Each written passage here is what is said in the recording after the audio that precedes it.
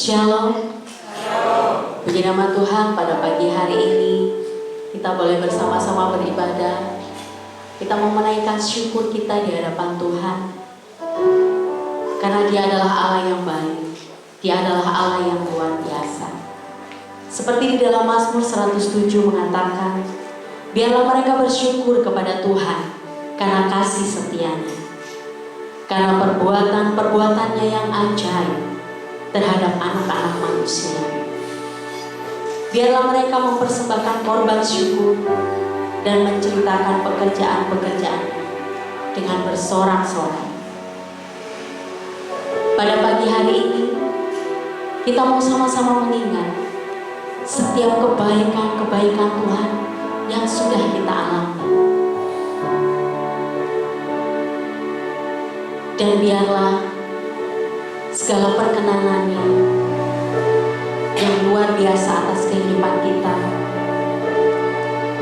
tidak akan pernah mampu kita lupakan.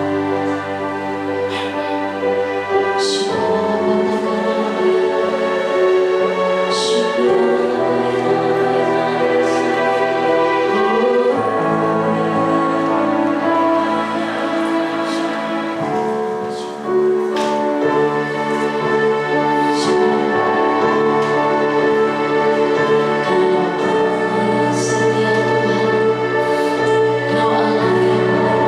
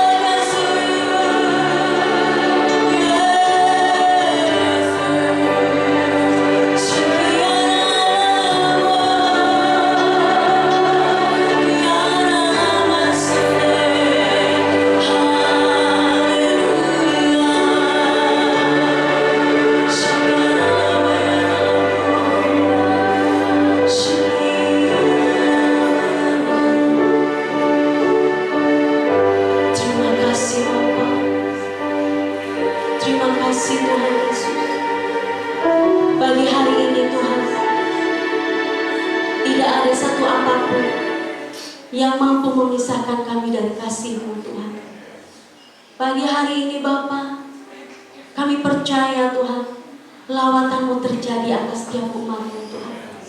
Setiap kami Tuhan yang datang dengan letih lesu, kami akan mendapatkan kekuatan yang baru Tuhan. Kami yang datang dengan sakit penyakit, kami akan disembuhkan. Setiap kami yang bawa beban berat, kami akan diberikan kelegaan Tuhan. Karena Engkau Allah hadir di tengah-tengah kami. Engkau Allah yang melawat setiap kami. Terima kasih Bapa, pagi hari ini Tuhan, perkenanan-Mu Tuhan yang ada di tengah-tengah setiap kami Tuhan. Terima kasih Bapa, terima kasih. Mari setiap kita umat yang percaya dan kita sepakat untuk memuliakan Tuhan. Bersama-sama kita mau katakan amin. Puji nama Tuhan, berikan senyum yang paling manis. Sapa. Tuhan Yesus mengasihimu. Tuhan Yesus mengasihi kita semua. Biarlah pada pagi hari ini bahwa Yesus itu adalah Tuhan kita yang ajaib. Mari bersama-sama kita tepuk tangan dan kita mengakui bahwa Yesus Tuhan yang ajaib.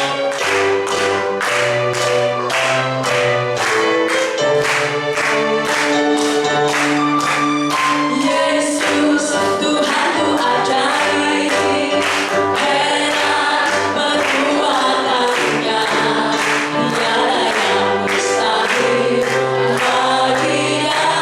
Yesus Tuhan ku ajaib, katakan Yesus Tuhan ku ajaib, heran perbuatannya, tiada yang mustahil bagi Dia. Yesus Tuhan ku ajaib. Haleluya, haleluya. Mujizat yang diperbuatnya sungguh ajaib. Haleluya, haleluya. Untuk selama-lamanya Tuhan ku ajaib. Yesus Tuhan ku ajaib, heran perbuatannya, tiada yang mustahil bagi Dia. Yesus Tuhan ku ajaib. Yesus Tuhan ku ajaib. Amin. Tuhan ku ajaib, heran perbuatannya, tiada yang mustahil bagi Dia. Yesus Tuhan ku ajaib. Mari lambaikan tangan kita dan katakan bangga Tuhan. Haleluya. Mujizat yang diperbuatnya sungguh ajaib. Terima kasih Tuhan. Kami menerima Tuhan, bahwa setiap perbuatan Tuhan dalam hidup kami sungguh ajaib. Kau nyatakan Tuhan, untuk selama-lamanya Tuhan ku ajaib. Haleluya, haleluya. Mujizat yang diperbuatnya sungguh ajaib. Haleluya, haleluya. Untuk selama-lamanya Tuhan ku ajaib. Untuk selama-lamanya Tuhan ku ajaib. Untuk selama-lamanya Tuhan ku ajaib.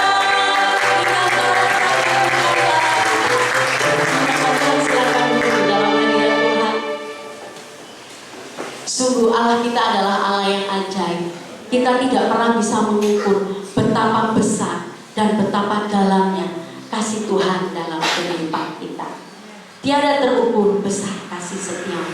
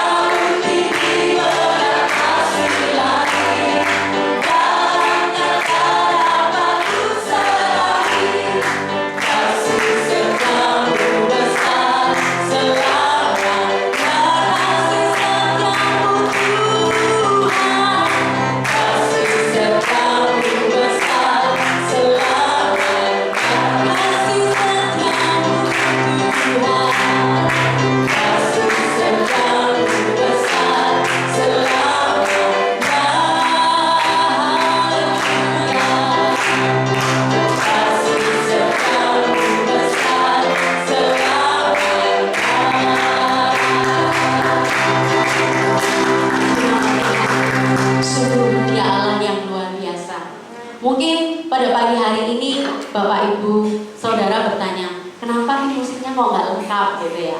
Memang hari ini banyak sekali kendala bagi para pemain musik. Mereka mengalami kelemahan tubuh. Mas Agung dia sedang sakit, Mas Rino juga dia sedang kondisi badannya tidak fit, dan Mas Priyo istrinya yang sedang sakit saat ini. Bapak Ibu Saudara, oleh sebab itu kami menghimbau, mungkin Bapak Ibu Saudara memiliki talenta untuk bermain musik. Mari bersama-sama kita mau melayani Tuhan, sehingga kita tidak bergantung hanya kepada beberapa orang. Dan saya percaya ketika kita melayani Tuhan, itu bukan hal yang gampang. Ada gesekan, mungkin ada perselisihan. Tetapi dari situ Tuhan ingin melihat apa motivasimu untuk melayani Tuhan. Apa tujuanmu untuk melayani Tuhan? Menyenangkan hati Tuhan ataukah menyenangkan hati manusia? Pada pagi hari ini, pada awalnya kemarin saya bertanya sama Tuhan, Tuhan kenapa kok harus terjadi seperti ini? Tetapi Tuhan pasti punya rencana, bukan sebuah kebetulan. Tuhan ingin setiap kita memiliki beban untuk melayani Tuhan, bukan melayani manusia. Dan saya percaya ketika kita memiliki hati itu, Tuhan akan semakin menambah-nambahkan apa yang Tuhan percayakan dalam kehidupan kita. Ketulusan hati, sikap hati yang hanya tertuju kepada Tuhan, itu yang akan menjadikan pelayanan kita sempurna. Sebentar lagi kita akan mendengarkan firman Tuhan.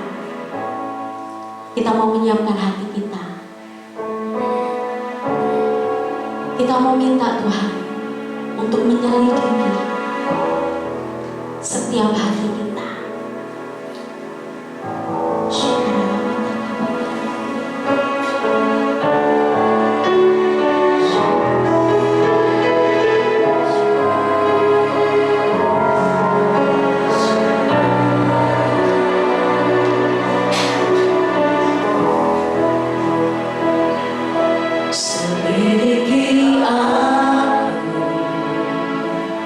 Lihat hatimu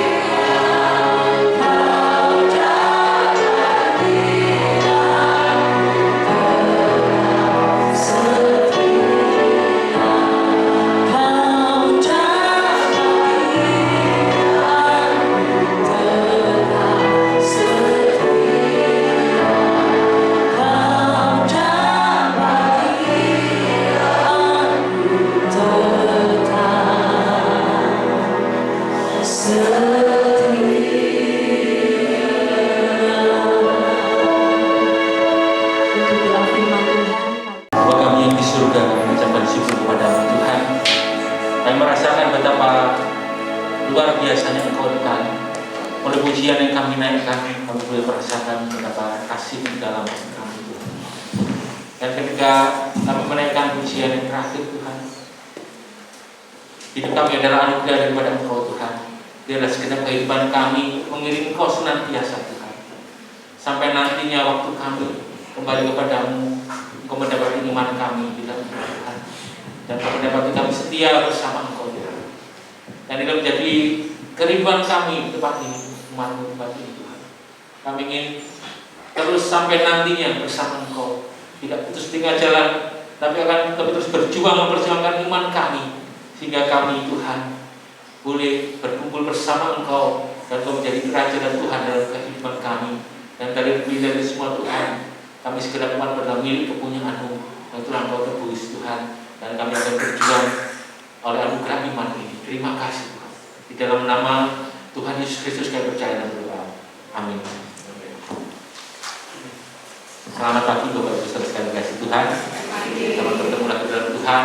Dan izinkan saya pagi ini dan Bapak Saudara bisa untuk saya menyampaikan sedikit tentang renungan firman Tuhan yang mungkin dari Bapak Ibu sudah mengenalnya dari sejak kecil, dan saat ini saya ingin menggugahnya sekali lagi supaya kita bersama-sama memperjuangkan iman kita di dalam Tuhan untuk semakin berkenan di hadapan Dia. Dan ayat pertama saya akan bacakan untuk Bapak Ibu di dalam Efesus. Saya bacakan Efesus pasal 4 ayat yang ke-13 dalam terjemahan baru. Sampai kita semua telah mencapai kesatuan iman dan pengetahuan yang benar tentang Anak Allah, kedewasaan penuh dan tingkat pertumbuhan yang sesuai dengan kepunahan Kristus. Saya ulangi sekali lagi. Sampai kita semua telah mencapai kesatuan iman dan pengetahuan yang benar tentang Anak Allah, kedewasaan penuh dan tingkat pertumbuhan yang sesuai dengan kepenuhan Kristus. Amin. Terpuji nama Tuhan, dan berbagai kita yang membaca firman Tuhan dan merenungkan dan melakukan setiap hari. Bapak Ibu Saudara sekalian, sebagai pengantar pertama, di sini kita melihat bahwa bertumbuh adalah kehendak Tuhan. Bertumbuh adalah apa yang menjadi kerinduan Tuhan bagi setiap umatnya, bukan sekedar menerima anugerah, masuk dalam jalan keselamatan, selesai tidak, tetapi Tuhan ingin kita bertumbuh. Bapak Ibu, Rasul Tuhan itu menegaskan juga hal ini. Petrus di dalam doa Petrus ayat 18 dan tadi Paulus menyampaikan di dalam Efesus 4 ayat 13 bahwa kita harus sebagai umat Tuhan harus tetap bertumbuh di dalam Tuhan. Bertumbuh itu bukan proses yang langsung jadi, bukan menjadi sesuatu, tapi bertumbuh adalah suatu proses. Kita ingat pelajaran waktu kita sekolah dulu, ciri-ciri makhluk hidup adalah bertumbuh. Dengan kata lain, kalau kita bertumbuh berarti kita hidup. Bapak Ibu, setiap ini yang diinginkan Tuhan bahwa iman kita bertumbuh, iman kita hidup. Kita sering mendengar iman tanpa perbuatan adalah mati dan sebagainya. Iman timbul dari pendengaran akan firman Tuhan dan sebagainya. Dengan kata lain bahwa kita harus punya kerinduan, keinginan untuk menumbuhkan iman kita. Kita harus punya kesungguhan di dalam merespon anugerah Tuhan ini, bertumbuh di dalam Tuhan. Bapak Saudara sekalian, beberapa waktu yang lalu saya bertemu dengan salah seorang saudara, kemudian ngobrol sedikit, kemudian bertanya kepada saya, masih di GPT ya? Ya, sampai sekarang masih di GPT. Dia heran gitu, sampai jadi dia teman saya, masih saudara juga dari mulai kecil.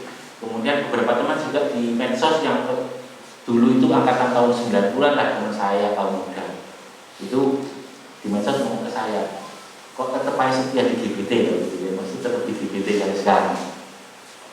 Dan ini juga sering saya dengar saudara lain juga yang masih tetap di GPT mengalami yang sama. Mungkin banyak alasan mereka untuk berpindah atau keluar dari gereja. Tetapi waktu itu saya ingat yang saya garis bawahi adalah mereka menyampaikan ke saya bahwa mereka tidak bisa bertumbuh. Ngomong saya, waduh susah bertumbuh di tempat Dan saya tidak bisa menjawab apa-apa karena saya waktu itu juga masih proses belajar juga. Dan ketika sekian lama saya merenungkannya, bahwa bertumbuh ini bukan karena lingkungan kita. Bukan berarti ketika Bapak Ibu beribadah tempat ini, Pak Yusa sudah sekian lama melayani Tuhan, bertumbuh, Bapak Ibu otomatis bertumbuh kita. Bertumbuh adalah proses setiap pribadi, setiap kita. Jadi ketika seperti analoginya seperti tanaman di kebun itu ada misalnya ada 2 pohon mangga, yang satu tidak bertumbuh, yang 2 tidak mau berbuah. Bukan berarti yang satu berbuah dia akan otomatis bertiga, tapi ada keinginan untuk bertumbuh. Bapak Saudara sekalian, mari bersama-sama saat ini kita berkomitmen untuk menghidupkan iman, bekerja bertumbuh. Dan saya melihat Bapak Ibu sampai masa yang sudah melewati pandemi ini, tempat ini berkumpul beribadah pada Tuhan dengan kerinduan kita untuk beribadah pada Tuhan.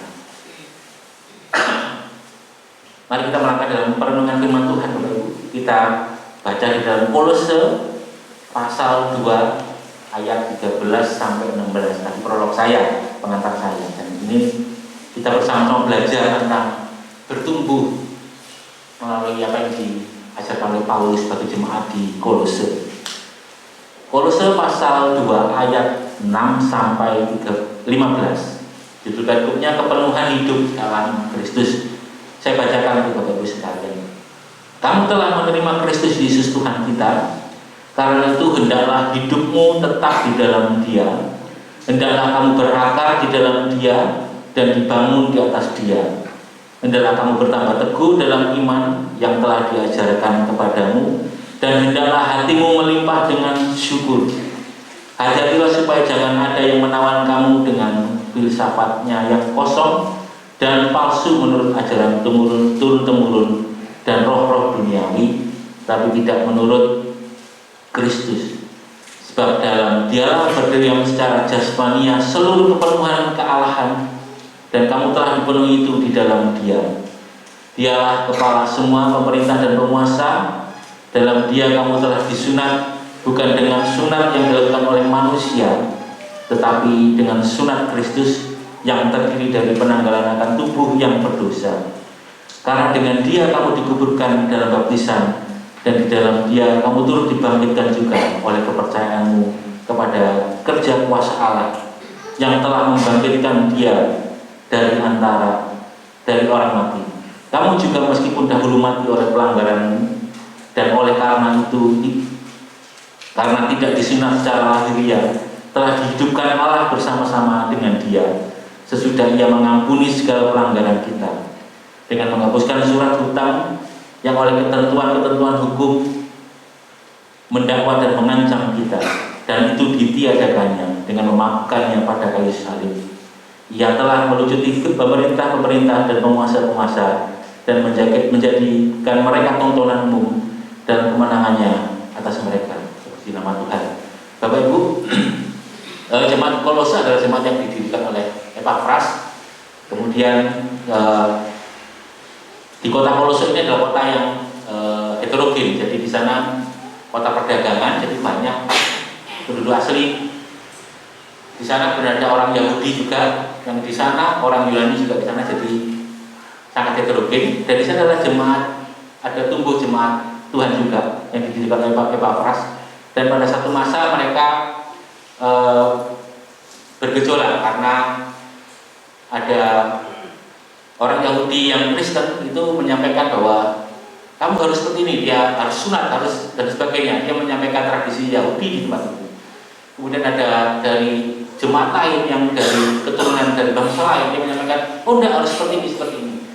Mereka mencampur adukan dengan tradisi-tradisi yang ada di tempat yang mereka dapat sejak kecil. Dan ini terjadi gejolak, sehingga Paulus menuliskan surat kepada jemaat di sana supaya mereka teguh dan bertumbuh karena mereka punya dasar yang sama, yaitu Kristus. Nah, Bapak Saudara sekalian, dari perikop ini kita mau belajar bersama dengan kondisi saat ini, bahwa kita pun di Indonesia dengan yang sangat heterogen, sangat majemuk, dan banyak tekanan kanan kiri yang bisa mengguncangkan kita. Tetapi Paulus mengingatkan melalui perikop ini, mari kita berdiri teguh di dalam Dia. Baik saudara sekalian, Paulus menyampaikan hal pertama, bertumbuh. Kalau kita bersama-sama berkomitmen bertumbuh. Dasar bertumbuh adalah di dalam ayat yang ke-6. Kamu telah menerima Kristus Yesus Tuhan kita, karena itu hendaklah hidupmu tetap di dalam Dia. Baik saudara sekalian, kita semua memiliki anugerah, yaitu keselamatan dari Tuhan, dan kita menerima Kristus karena kita telah menerima Kristus sebagai Tuhan dan Firman kita. Dan ini adalah syarat pertama kita bertumbuh. Bapak Ibu mungkin pernah dengar dalam firman Tuhan dalam Yohanes, Paulus mengatakan, di luar aku kamu tidak bisa berbuat apa-apa. Akulah pokok anggur yang benar. Jadi kita harus tertancap di pohon yang benar, di pokok yang benar, dan ialah Kristus. Paulus ingin menyampaikan bahwa setiap kita yang pertama harus kita adalah menerima Kristus, dan saya percaya setiap tempat ini sudah menerima Kristus sebagai Tuhan. Dan yang terpenting Paulus menyampaikan yang kedua, hendaklah hidupmu tetap di dalam Dia. Setelah kita menerima Kristus sebagai Tuhan, tinggallah tetap di dalam Dia. Tinggal tetap artinya ya tidak belok kanan kiri sedikit, belok kanan enggak, tetap di dalam Dia. Di jalan keselamatan ini. Jangan toleh kiri kanan, tapi tetap di dalam Dia.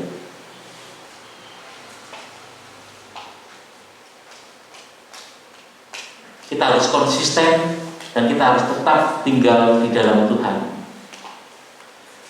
Seperti ranting yang menempel di pokok anggur tadi. Ketika kita di jalan yang benar, kita akan menerima asupan yang benar.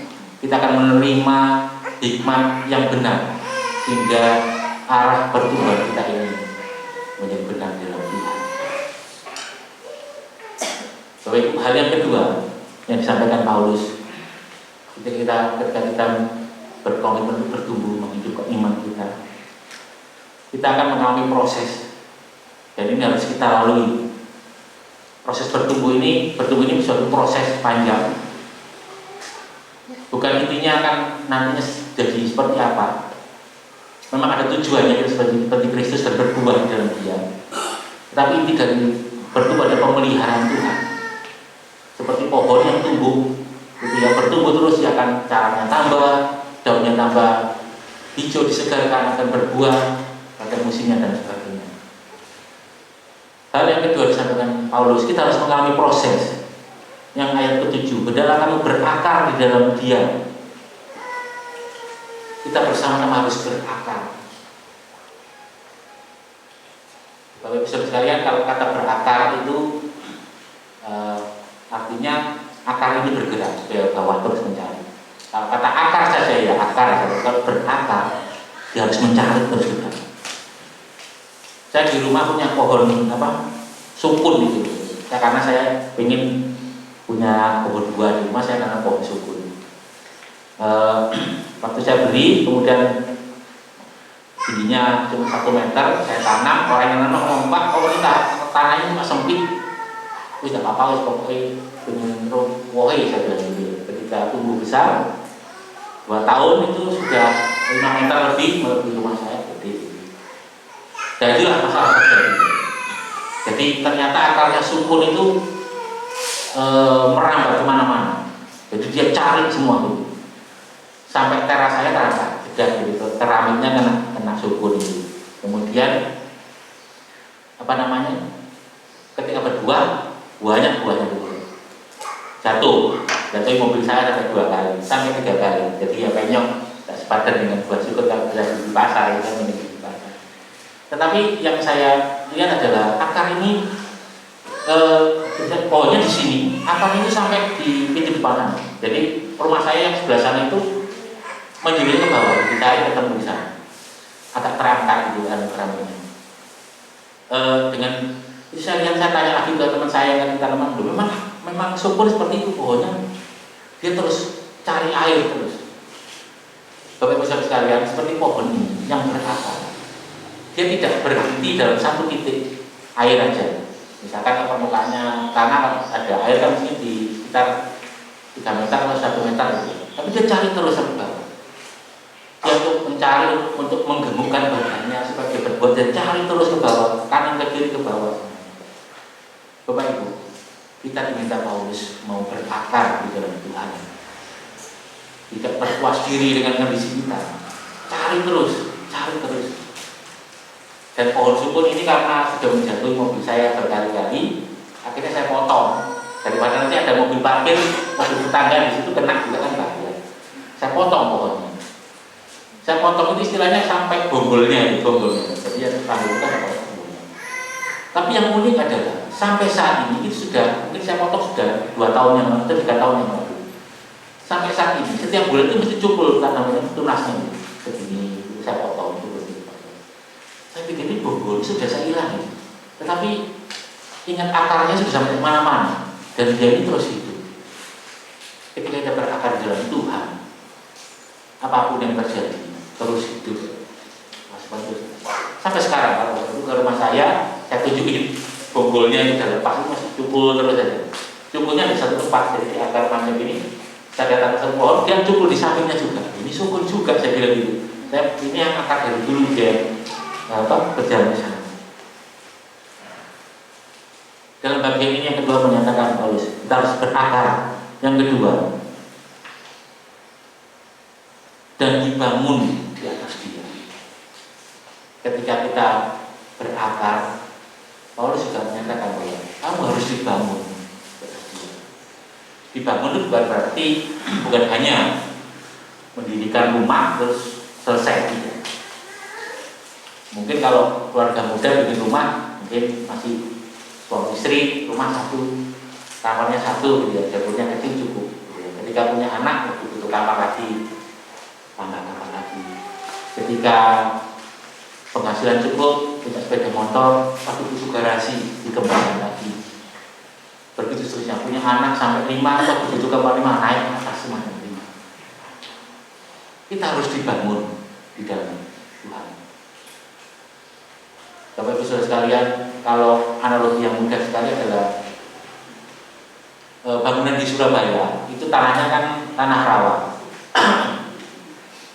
Di sana pondasi itu kedalamannya minimal adalah 30 meter. Jadi bangunan rumah kecil itu pondasinya sampai 30 meter, 40 meter dan sebagainya supaya tidak ikut melorot bangunannya. Jadi dicari sampai tanah keras, bahkan ada yang di tepi-tepi daerah-daerah tambak itu hingga sampai 60 meter dan sebagainya pondasi. Jadi lebih dalam pondasinya daripada rumahnya, lebih ketinggiannya. Harus dicari sampai ke sana, harus berakar sampai sana. Nah, ketika sampai tanah keras, kemudian dibangunlah plat di bagian atasnya. Nah, dengan supaya gimana? Supaya besok kalau Bapak Ibu renovasi, tinggal mau apa aja sudah siap. Dibangun 2 kamar, 3 kamar, 4 kamar, tidak akan ambles karena sudah sampai tanah. Silakan dibangun. Dengan kata lain bahwa kita sudah punya akar yang kuat. Mari dibangun, kita tambahkan lagi. Ketika punya anak 5 tapi kamarnya tetap 1 aja. Misalkan ini ya, misalkan sudah punya kendaraan di satu kamar kotak besar, isinya sepeda motor, isinya anak 5 dan kan tidak enak gitu ya. Yang harus bertumbuh, silakan dibagi-bagi, harus dipisahkan. Dan analogi ini memotivasi kita untuk membangun, mengembangkan iman kita. Bapak Ibu harus semuanya ada di dalam firman Tuhan. Dengan kata lain, Bapak harus membangun hal-hal dari firman Tuhan. Iman timbul dari pendengaran firman Tuhan. Dengan kata lain, Bapak harus membangun, harus sering mendengarkan firman Tuhan. Saya dulu pernah mendengar nasihat dari seorang pendeta. Kamu bilang punya iman, tetapi kamu tidak pernah dengar firman Tuhan atau tidak pernah baca firman Tuhan, sama dengan ngomong kosong. Disampaikan kepada saya karena kisahnya tadi, iman timbul dari pendengaran firman Tuhan. Kalau kita ingin hidup dan dibangun dengan firman Tuhan.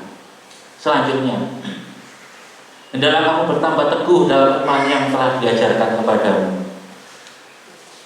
Setelah kita mengalami proses berakar, dibangun, kita akan berteguh, semakin teguh di dalam Tuhan, bertambah teguh di dalam iman yang diajarkan kepadamu, di dalam iman yang diajarkan kepadamu. Ketika kita iman kita diajar, kita membangun iman kita semakin teguh di dalam Tuhan. Berdiri meskipun banyak gempa goncangan, tetap teguh di dalam dia. Meskipun secara fisik sakit jatuh seperti Paulus, pun tadi yang saya potong jatuh, tetap hidup tetap dulu. Kita mengalami masa pandemi yang sudah dilewati, tapi puji Tuhan saya melihat bagaimana tetap setia di depan Tuhan dan tetap teguh di dalam Tuhan. Selanjutnya, dan hendaklah hatimu melimpah dengan syukur. Ternyata ucapan syukur itu adalah bagian dari bertumbuh di dalam Tuhan. Ciri orang yang bertumbuh di dalam Tuhan adalah limpah dengan ucapan syukur. Mungkin seringkali bahkan sampai sekarang pun tentang ucapan syukur ini, saya mungkin merasa diri saya mungkin sudah bertumbuh, tetapi ketika mengalami sesuatu hal, kadang saya belum bisa mengucapkan syukur. Setiap kita mungkin diambil lagi jadi milik kita karena kehendak Tuhan. Kita berutuh, kita bersungguh-sungguh, kita tidak bisa mengucapkan syukur. Ataupun hal yang kita paling senangi ini diambil oleh Tuhan, yang kita cintai yang diambil oleh Tuhan, kita tidak bisa mengucapkan syukur. Mungkin kita dengar orang seringkali mengatakan ya puji Tuhan, gitu. Tapi apakah itu ucapan syukur kita adalah betul-betul dasar dari hati kita, dari iman kita hidup, dan ciri dari pertumbuhan iman kita. Bapak saudara sekalian, mungkin Bapak Ibu pernah mengalami bahwa dengan ucapan syukur itu punya kuasa. Ketika kita mengucapkan syukur, Tuhan itu bekerja memulihkan kita. Karena dengan ucapan syukur ini menunjukkan bahwa kita berserah kepada Tuhan. Kita menggantungkan sepenuhnya apa yang Tuhan kehendaki terjadilah, dan kami ikut Tuhan. Itulah ucapan syukur. Buat kita terima kasih tidak, tetapi kalau engkau berkehendak Tuhan, aku akan tetap ikut engkau. Ketika orang bisa ngomong seperti itu, karena dia bertumbuh gitu, tidak serta-merta ada proses itu, dan kita beringat, kita mencapai proses itu juga. Sampai kita dengan segenap hati kita mengucapkan syukur. Hidup kita penuh dengan ucapan syukur kepada Tuhan. Dan bisa sekalian, hal yang ketiga yang disampaikan oleh Rasul Paulus, ketika kita bertumbuh, kita memiliki kewaspadaan. Di ayat yang ke-8, hati-hatilah supaya jangan ada yang menawan kamu dengan filsafatnya yang kosong dan palsu, menurut ajaran temurun-temurun dan roh-roh dunia, tapi tidak menurut Kristus. Tadi sudah saya sadar bahwa terjadi gejolak di jemaat Kolose karena mereka mencampur adukan tradisi dengan ajaran Kristus. Nah, Paulus menyatakan bahwa setiap orang bertumbuh pasti punya kewaspadaan. Jadi yang mungkin yang dikeluhkan oleh Pak Fras ini, aduh jemaat saya ini, Pak Paulus terpengaruh dan sebagainya. Paulus tetap mengingatkan hati-hatilah, dengan kata hati-hati ini. Setiap orang ketika bertumbuh di dalam Tuhan pasti waspada. Ketika kita dibangun iman kita berakar kuat, pasti waspada. Kita mesti antisipasi dan sebagainya. Secara otomatis kita tahu ini benar enggak. Kalau kita hidup di dalam firman Tuhan, pasti tahu lah ini dari Tuhan atau tidak. Kalau bukan dari Tuhan ya jangan mengikutinya. Dan inilah yang menguatkan kita untuk setia di dalam Tuhan. Kita punya kewaspadaan dari segala hal. Pada saat ini kita melihat di internet itu sudah macam-macam, ajaran itu campur adukan dan sebagainya. Pakai ilmu gaduk, itu digaduk-gadukan dan sebagainya. Bahkan bukan di kalangan kita saja, kalangan di luar Kristen pun sama, menggaduk-gadukan. Yang katanya nabi mereka berasal dari padang Aram yang bukunya itu Muhammad itu Bible itu buat Tuhan yang di padang Aram yang di perjanjian lama itu menyebutkan itu, dan itu ilmunya digaduk-gadukan. Jikalau kita tidak bertumbuh dalam Tuhan, kita tidak bisa membedakan itu benar atau tidak. Bahkan teman saya sekantor pun saat ini sampai saya ini bingung dengan segala macam ajaran. Ini benar enggak? Ini benar enggak? Saya pikir gini, sudah sekian lama itu Tuhan tidak bisa membedakan ajaran. Sudah sekian lama itu Tuhan tidak bisa membedakan mana yang benar dari Tuhan. Ketika kita bertumbuh, harapan Tuhan kita tahu, kita mengenal Tuhan. Bukankah Tuhan sendiri menyatakan bahwa setiap domba-dombanya mengenal suara Tuhan. Setiap kita ini mengenal suara Tuhan, mana yang benar. Tidak mungkin langsung jadi ketika tadi saya sampaikan, ini ada proses. Betul. Selain itu kalau Bapak Ibu ragu-ragu ya Bapak Ibu tanyakan pada Bapak Gembala atau lain-lain, mungkin lebih senior, tidak apa-apa. Tetapi kita harus punya kewaspadaan sendiri. Kita harus bisa membedakan ini benar. Tapi sekalian, hal yang keempat, kepenuhan Kristus di dalam Kolose pasal 2 ayat 9 sampai 15. Saya bacakan sekali lagi. Sebab di dalam Dialah berdiam secara jasmania seluruh kepenuhan kealahan, dan kamu telah dipenuhi di dalam Dia. Dialah kepala semua pemerintah dan penguasa. Dalam Dia kamu telah disunat, bukan dengan sunat yang dilakukan oleh manusia, tetapi dengan sunat Kristus yang terdiri dari penanggalan akan tubuh yang berdosa. Karena dengan Dia kamu dikuburkan dalam baptisan, dan di dalam Dia kamu turut dibangkitkan juga oleh kepercayaanmu pada kerja kuasa Allah yang telah membangkitkan Dia dari antara orang mati. Kamu juga, meskipun dahulu mati oleh pelanggaranmu dan karena tidak disunat secara lahiriah, telah dihidupkan Allah bersama-sama dengan Dia. Sesudah Ia mengampuni segala pelanggaran kita dengan menghapuskan surat hutang yang oleh ketentuan-ketentuan hukum mendakwa dan mengancam kita, dan itu ditiadakannya dengan memakukannya pada kayu salib. Ia telah melucuti pemerintah-pemerintah dan penguasa-penguasa dan menjadikan mereka tontonan umum dalam kemenangannya atas mereka. Bapak saudara sekalian, di bagian yang keempat ini Rasul Paulus mengingatkan kita bahwa kita ini sudah dipenuhi Kristus. Bukan berarti ketika kita mau bertumbuh itu 1 tambah 2 tambah 3 tambah 3. Tapi kita di dalam Kristus sudah total dipenuhi Kristus. Ketika kita menerima Kristus, kita menerima kita masuk dalam jalan keselamatan, itu total kita penuh Kristus dan Roh Kudus dalam kita. Nah, kita mau menumbuhkan iman kita kepada Tuhan, menghidupkan itu. Rasul Paulus sudah menyampaikan bahwa nggak perlu yang lain. Sudah hidupmu ketika engkau menerima Kristus, engkau sudah dipenuhi oleh Kristus. Ayat 8 dan ayat 9 tadi. Sebab dalam Dialah berdiam secara jasmani seluruh kepenuhan dan kealahan. Ayat 10, dan kamu telah dipenuhi di dalam Dia. Dan kita sudah dipenuhi di dalam Tuhan. Kita harus mengerjakan hidup di dalam Tuhan, tetap setia, harus mengalami proses ini supaya iman kita hidup. Tidak perlu yang lain. Kalau tadi Paulus menyampaikan contoh-contoh ini, orang Yahudi ngomong kamu harus disunat. Paulus ngomong kamu sudah disunat dalam Kristus. Terlebih lagi kamu punya surat dakwaan, harusnya kita ini mati oleh pelanggaran kita, oleh dosa kita. Paulus mengingatkan Kristus sudah menebus kamu, memakannya di dalam kayu salib. Tidak perlu yang lain, tidak perlu tambah-tambahan yang lain. Misalkan kita kalau di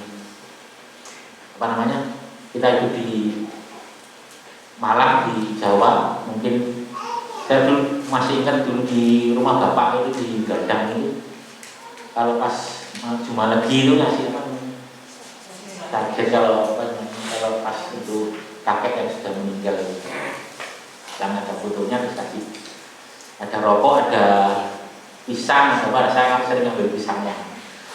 Nah, jadi boleh diambil setelah lewat maghrib, boleh dimakan sambil pisang.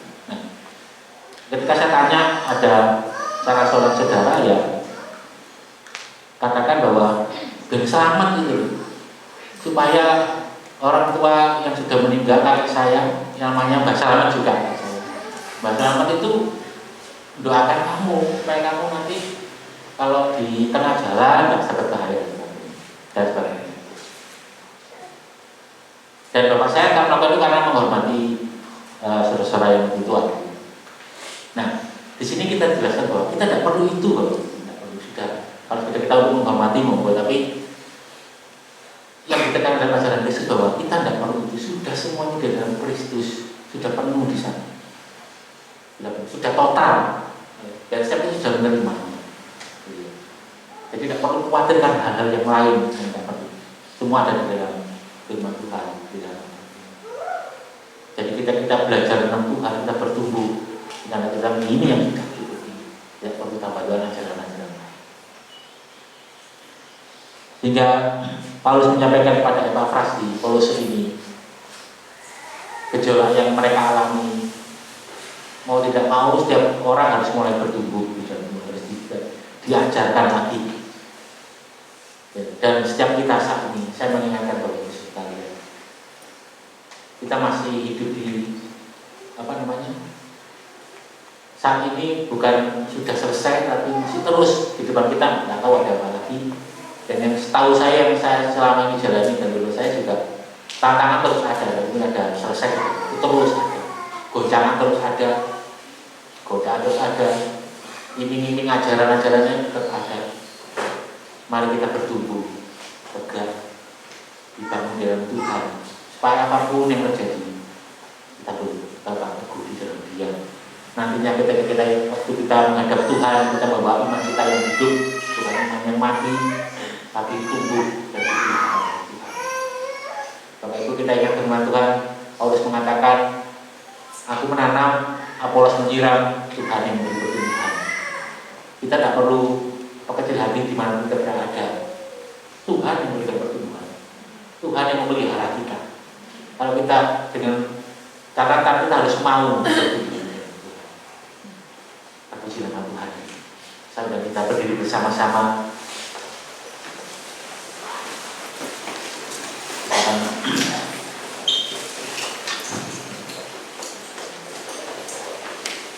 akan pujianku mau seperti Yesus disempurnakan selalu.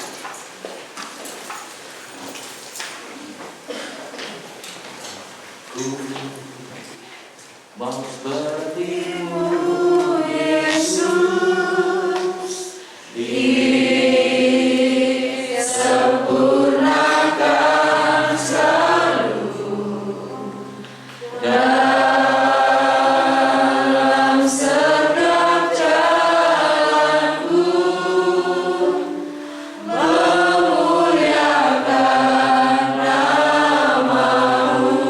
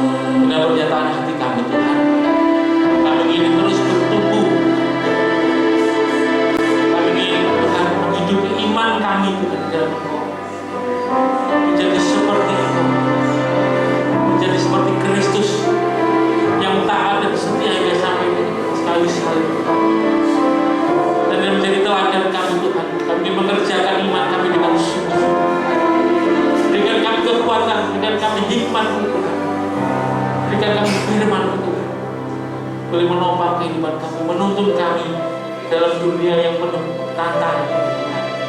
Dan berilah kami berdiri tegak, boleh menunjukkan iman kami di hadapan-Mu Tuhan, bahwa kami setia di depan-Mu.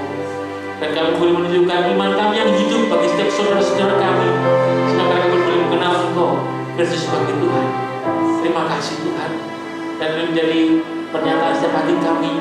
Mohon pimpinan Tuhan, penyertaan, kesungguhan dan semangat daripada Engkau.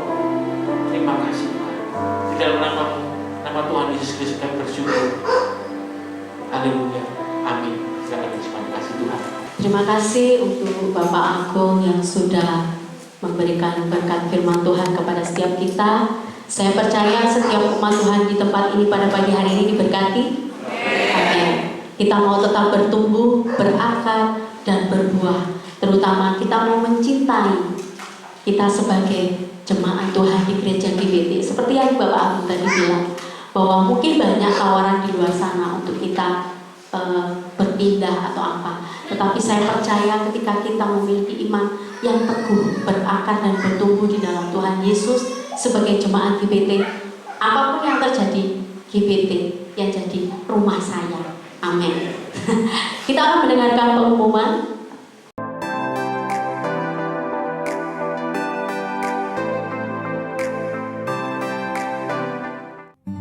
Jemaat GBT Kristus Pelepas Cabang Sukun yang terkasih, bagi jemaat yang rindu untuk tetap menabur, kami sungguh menghargai pemberian jemaat dalam membantu kebutuhan pelayanan yang besar di tempat ini. Untuk persembahan persepuluhan, kolekte 1, kolekte 2, dan renovasi atau jenis persembahan yang lain bisa dibawa ke gereja setiap hari dengan cara masing-masing persembahan dimasukkan dalam amplop dan masing-masing amplop ditulisi jenis persembahan seperti tersebut di atas. Lalu, masukkan ke kotak persembahan yang sudah disediakan di gereja. Selamat ulang tahun kepada Bapak Hendrik Yohanes Francisco, Bapak Yefta Firmanto, Ibu Nani Wijayanti, Ibu Suparti Esther, Anak Miracle Putri Kurensi, Ibu Endang Suetsi. Karena panjang umur dan lanjut usia serta sejahtera akan ditambahkannya kepadamu. Amsal 3 ayat 2. Gembala sidang, pengurus gereja, serta seluruh jemaat mengucapkan selamat ulang tahun, Tuhan Yesus memberkati. Bantuan doa untuk pemulihan kesehatan dan lanjut usia. Ibu Mariam, Bapak Sutikno, Ibu Tamin, Ibu Tris, Bapak William, Ibu Sukadi. Mohon bantuan doa untuk Ibu Sri Rejeki atau Ibu Cici, istri dari Bapak Priyo yang sedang dirawat di Rumah Sakit Saiful Anwar Malang di ruang ICU. Kiranya Tuhan Yesus menolong. Ibadah sekolah minggu diadakan setiap hari Minggu pukul 9 pagi secara tatap muka di gereja. Jadwal pelayan Tuhan Badaraya Minggu WL Ibu Yuliana, singer Bapak Nono MA. Pemain musik Bapak Lukas, Bapak Priyo, Bapak Agung, Bapak Henok, dan Saudara Yohanes. Jadwal pelayan penerima tamu Minggu 3 Juli 2022, Ibu Dwi Farida dan Ibu Rohmarita. Shalom Bapak Ibu, bagaimana kabarnya? Bagaimana kabarnya? Luar biasa. Pertama-tama saya ucapkan terima kasih kepada Tuhan Yesus Kristus yang sudah memberikan kesempatan, kesehatan kepada kita semua, sehingga pada pagi hari ini kita boleh bersama-sama beribadah. Juga saya ucapkan terima kasih kepada Bapak Gembala beserta keluarga, kepada pengurus gereja keturunan 1 sampai 4, juga kepada seluruh jemaat GBT, juga kepada guru-guru sekolah minggu, adik-adik remaja, dan adik-adik sekolah minggu yang minggu yang lalu berkenan hadir dalam acara resepsi anak kami. Puji Tuhan semuanya boleh berjalan dengan lancar. Dan saya juga mengucapkan mohon maaf bila di dalam pelaksanaan tersebut ada hal-hal yang kurang berkenan di hati Bapak Ibu semuanya, mungkin masakannya kurang enak, mungkin penyambutan kami kurang ramah dan sebagainya. Kami mohon maaf yang sebesar-besarnya. Atas doa Bapak Ibu semuanya, acara saya boleh berjalan dengan lancar. Juga pada saat ini juga kami juga akan selalu berdoa kepada Tuhan agar seluruh jemaat di tempat ini senantiasa diberikan kesehatan, diberikan umur panjang, dan senantiasa diberikan rezeki yang barokah. Terima kasih, Tuhan Yesus memberkati. Puji nama Tuhan, saya mengundang Bapak Ibu Saudara untuk bangkit berdiri. Kita akan masuk di dalam doa berkat. Mohon Bapak Gembala. Terima kasih Bapa Surga atas kasih karunia-Mu yang Kau limpahkan bagi kami, sehingga pada pagi hari ini kami boleh bersama-sama membangun ibadah dan pelayanan kepada-Mu dan jemaat sekalian. Hamba berdoa memohon berkat-Mu bagi seluruh pelayan Tuhan yang sudah mengambil bagian dalam berbagai ragam pelayanan di pagi hari ini. Hamba berdoa juga bagi saudara-saudara jemaat Tuhan yang sudah membawa kurban-kurban mereka kepada-Mu. Tuhan memberkati. Berdoa pula bagi saudara-saudara kami yang berulang tahun, Tuhan memberkati dengan kesehatan dan segala cita-cita harapan mereka dipenuhi dengan kebaikan-Mu. Berdoa juga bagi saudara-saudara kami, para pemain musik yang sedang sakit, dan ada juga yang istrinya sedang sakit dan perlu perawatan. Tuhan menjamah dengan kuasa darah-Mu, bilur-bilur-Mu menyembuhkan. Terima kasih. Kami juga berdoa untuk pemerintah, untuk Bapak Presiden Jokowi, wakilnya, para menteri, dan Polri, juga para medis yang berjuang bagi kesehatan bangsa. Tuhan memberkati beliau sekalian. Tuhan jagai dengan pasukan malaikat-Mu untuk NKRI. Hamba berdoa juga untuk Kota Malang. Tuhan curahkan damai sejahtera-Mu. Berdoa untuk Bapak RW 6 dan RT 3 di mana gereja-Mu ini berada. Tuhan memberkati beliau-beliau dengan hikmat-Mu, juga seluruh warga di sekitar gereja. Tuhan memberkati mereka sekalian. Hamba berdoa juga untuk Bapak Agung dan istri yang hadir di antara kami dan telah mewartakan kabar baik daripada-Mu. Tuhan memberkati dengan hikmat dan pengurapan-Mu lebih besar lagi. Berkatilah keluarga besarnya. Terima kasih Bapa. Saudara yang siap menerima berkat Tuhan, tegakkan tangan-Mu di hadirat-Nya. Pulanglah engkau dengan membawa berkat yang berkelimpahan dari Bapa Surga. Kasih karunia dari Sang Putra Yesus Kristus menjadikan engkau saksi Kristus yang berkemenangan, saksi Kristus yang menjadi berkat dan tauladan bagi sesama.